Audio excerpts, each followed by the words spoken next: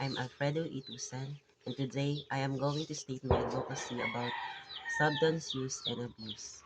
Drugs is not our friends.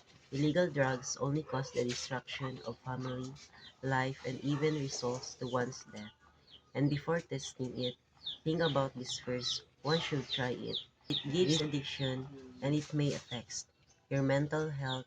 Drugs triggers uncontrollable behaviors and renders a person unable to control their use of medication, alcohol, cigarettes, or drugs, whether they are illegal or not. How about your life? How about your future? They make you lose control and can lead to damaging behaviors.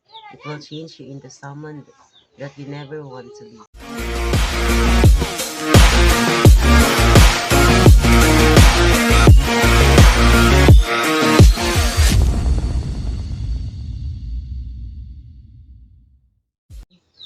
In 2026, we have the chance to create lasting change, a future where opportunity, fairness, and sustainability are the heart of everything we do. I am Alfredo Tucson, running for president because I believe in the strength of our people, the power of our democracy, and the promise of brighter tomorrow.